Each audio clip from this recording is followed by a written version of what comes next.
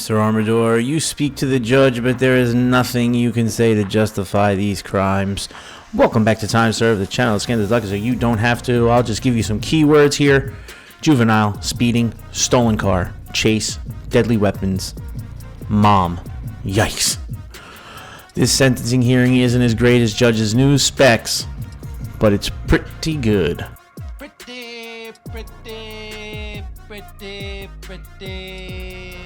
good. Tell us what you think of this bowl-cut bozo by commenting down below. Like and subscribe. Set your notifications to all. Let's roll, nerds.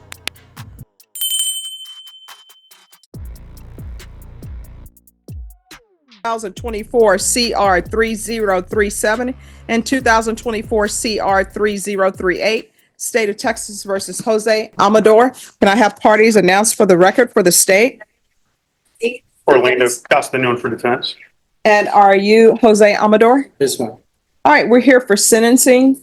And 2024 CR 3037, you entered a plea of no contest to count 1 and count 2.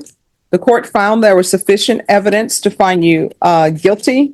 The court deferred finding of guilt as you've applied for deferred adjudication. According to the plea bargain agreement, this plea bargain agreement is off. Let me see.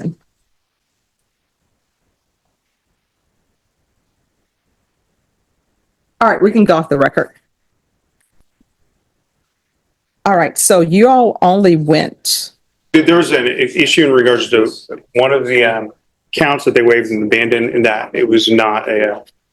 So I believe you only went on, initially we were going on counts 1 through 4, and then after the court reviewed we waived 3 and 4, so usually we're only Yes.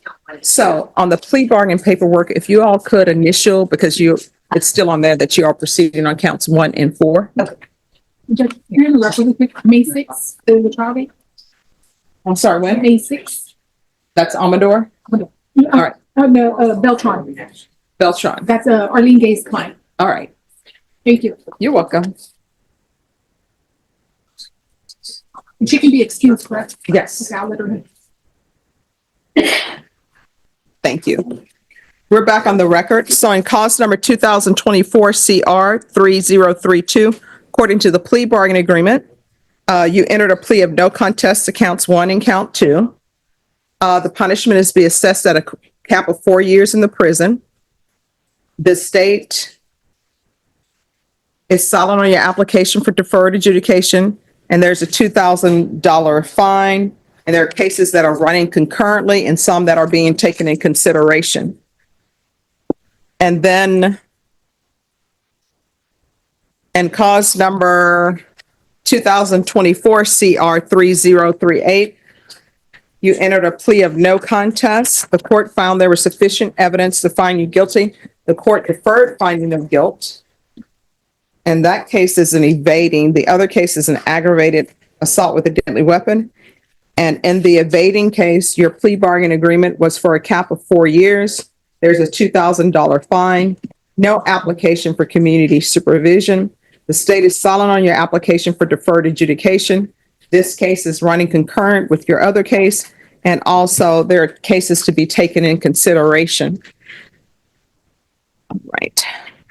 And in each case, defense, you waived the right for a PSI or TAP evaluation? Yes, Judge. All right. And the court requested that there be a criminal history provided for the court if there is a criminal history? Judge, he does not. All right. He has no criminal history, Judge. All right. So state is silent. Defense, is there anything you wish to say? And of course, the most concerning thing is the aggravated assault with a Yes, deadly weapon. Judge. So in this Just 1 second. Excuse me.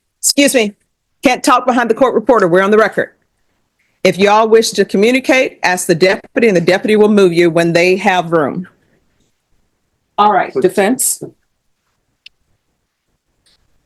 The judge, at the time, my client was 17 when he was arrested. This is a situation where he was with his mother. Vehicles brought to his home. They were on the way to go get some parts. In the process of driving, police were attempting to pull the vehicle over because they believed it was a stolen vehicle. He was not aware of that. There was two other individuals in that car with him. My client attempted to pull over. In the process of doing that, one of the passengers pulled out a gun, and he freaked out. And so he then continued to travel on the highway and pulled up into a green belt. He was not driving at a very fast rate of speed. He went through a parking lot. He went through then a intersection very slowly, about 10 miles an hour. And as he did that, he clipped one vehicle with some civilians, and there was a unmarked police officer vehicle that hit him from the front to stop the vehicle. And so in that moment, he freaked out. He's very young. He's 17 years old. And he really didn't know what to do. He was kind of scared that something was going to happen, either that the police were going to shoot at them, or that this individual who he's not related to and was briefly acquainted with was in the vehicle with a gun and may do something. And so he panicked, and he at that moment left and had continued driving. And so, because of his lack of criminal history, his age, that he should be given a chance to receive deferred adjudication and show the court that he's able to comply with those conditions and really to try and keep his record from having any felony convictions. Oh, Judge, yes. I know I'm silent, but I had reserved the right to speak to any inconsistencies in the Yes. past if I may. Just briefly, counsel had stated that, wasn't a long encounter and that he's driving slowly. And the evidence that was stipulated to the officer alleges that he was driving up to 100 miles per hour at one point. And it was a long process, like miles, that was going on. And so I just wanted to clarify that for the record. All right. So in the stipulations on page 7, it's of 7, Mr. Amador, it says, Jose Amador was traveling at speeds in excess of 100 miles per hour, weaving in and out of traffic, using the stolen Hyundai as a deadly weapon, crashing into a vehicle and 2 police vehicles. Jose Amador had a 12-year-old juvenile in the rear of the stolen vehicle, endangering her. And they said you used the stolen vehicle as a deadly weapon, trying to flee from the police, endangering the people who were in the vehicle with you. And then that you did hit another vehicle and a patrol vehicle. So I don't understand. Why are you doing this? Do you wish to explain yourself? Yes. You want to raise your right hand? Do you solemnly swear or affirm the testimony you give will be the truth and nothing but the truth, so help you God? All right, you can lower your hand, state your name for the record. Salvador. All right, so we're going to take this one step at a time because that's better for me so I can understand what's going on. So, first thing, they're saying that the vehicle was stolen. Were you aware of that? No, ma'am. All right, so I'm going to take, let's say you're not aware the vehicle is stolen. It appears that the police had their sirens on. Is that correct? Yes, ma'am. All right, so they get behind you, they have their sirens on. Did you think they were trying to pull you over? Yes, ma'am. All right, so they're trying to pull you over. Why didn't you pull over? Because when I was trying to pull over, the passenger, which is my friend, I thought that was my friend, had threatened me with a gun, so that afraid of me, my life, and to me being afraid. Oh, so you're saying you were under duress. I think that's a defense if you're under duress. Am I wrong? That's why we pled also understand that there's the risk that the jury may not buy into that defense. Okay. So here's my other question then. Let's go back early in the day. You're in the vehicle. It's stolen. Did you pay for that vehicle? No. Did your mom pay for that vehicle? No, ma'am. So nobody paid for that vehicle. Did that vehicle belong to any of the passengers? No, ma'am.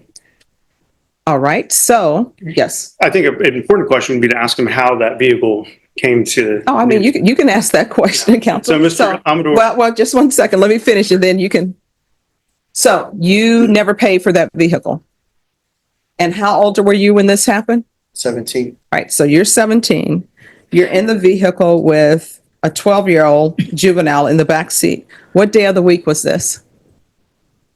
Was it a Monday, a Tuesday, Wednesday, Thursday, Friday? For sure. I don't know. All right, any objection to the court Googling what date this was? No, Judge.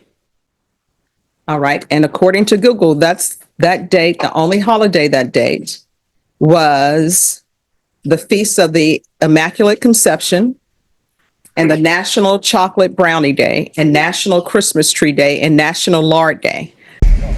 Wait, what? So I'm assuming that those are not holidays that are recognized federally or locally where the school is closed. Is that correct? Yes, ma'am. So then why were you with a 12-year-old who wasn't in school? I'm not too sure, but she's told me that she didn't have nothing to do with school. A 12-year-old has Wait, nothing to do. what? Isn't that Yeah, sixth I grade? guess she dropped out. Not too sure. All right. But So she why, wasn't going to school though? well, why are you hanging out with a 12-year-old and you were 17 at this time? Creeper. And I'm just saying, usually 17-year-olds don't want to hang out with 12-year-olds. And then the other people were in the car. They say that they were juveniles also. How old were they? I believe the juveniles were in the civilian vehicle that had been clipped. That was it? Okay. Yes, Judge. There were other people in the vehicle, other than the 12-year-old, were, my understanding, adults. Well, who else was in the car with you? So you have the 12-year-old who's the backseat passenger. Who else was in the vehicle with you? And I don't need the names, just, 12-year-old and my friend. okay, the 12-year-old was in the car with you, your mom was in the car with you, and your friend. And where was your mom sitting? Back. All right. And how old is your mom approximately during that time? 35, 36. And just for my interest, is the 12-year-old any way related to you, your mom, or anyone else in that vehicle? No, man. So your mom has a 12-year-old who should be in school and she's out joyriding with 12-year-old. All right, so while you are traveling 100 miles per hour and the police are behind you, what is your mom saying? And counsel, I know it's hearsay. I'm just trying to figure out what was going on in the car, if there was some kind of chaos. She was telling me also to pull over. Okay. And I was trying to, but the girl had it. She had Oh, a well, gun, did you so tell your mom, I can't pull over? The front seat passenger has a gun pulled on me. She was afraid too. My mom, she couldn't do nothing. No. You said your mom told you to pull over. So did you tell your mom the front seat passenger has a gun? I can't pull over? No, Okay. All right. So you're driving 100 miles per hour. You're not pulling over. So when did this end? What caused this all to end? Was it the crash? yes, ma'am. All right. So the crash happens. And what happens to the 12-year-old in the back seat and your mom? They get arrested. All right. And what happens to the front passenger? She gets arrested too. Okay. All right. You have clarifications? Yes. So did you know the person was 12 years old? When I first met her, no. Okay. And how did you end up driving that vehicle? Who brought that vehicle to you? The 12-year-old. Okay. And you thought the 12-year-old, the car belonged to her? Yeah, it belonged to her parents. And were y'all joyriding that day, or what was the purpose of driving? I had to go get parts to fix my car. Okay. And where were you going to get those parts? To a junkyard. That's some clarification in regards to how that. Oh, I have more clarification.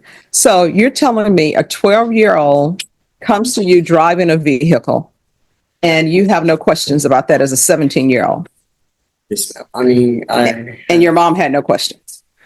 So how do you end up driving the vehicle? Did the 12-year-old just throw you the keys? I don't understand.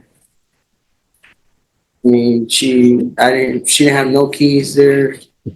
Yeah, the car was on already by the time she went to my house. I just hopped on it. I thought she had it like a little remote. I thought it was a push and start. So that caused me like thinking that was her parents' car. But why would you drive if she's coming over to your house? Cause I saw that she was like, I felt like she was young. Cause All when I right, and met was this a planned meetup? Did she call you and say, hey, I'm coming over?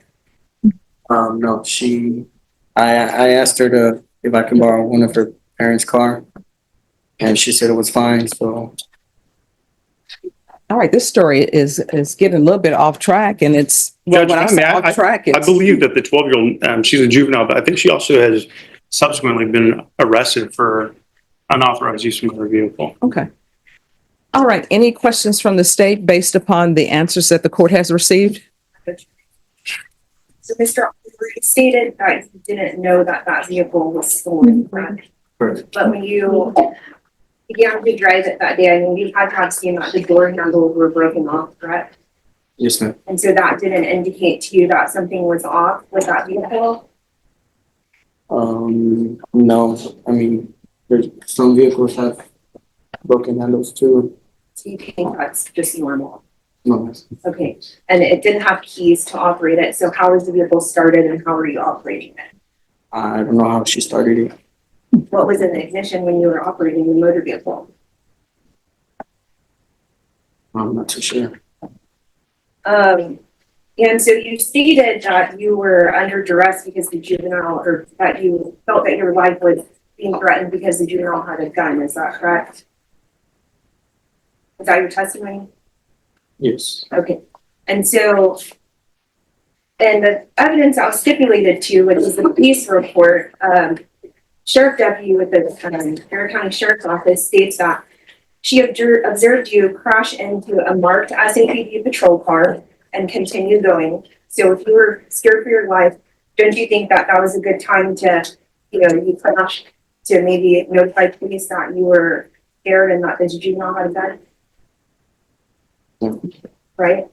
And so after that, you continued on to crash into the motor vehicle that had the juveniles in it, correct? And then in this police report, it states that after you had already crashed into those two cars, officer heard you accelerate on the gas to get through the SAPD marked patrol unit and report the border, and that you proceeded straight for the Garrett County Sheriff's Office marked patrol unit, which had the lights flashing, and proceeded to crash into it so hard that the officer's body-worn camera fell off. And then you still didn't stop, correct? Correct.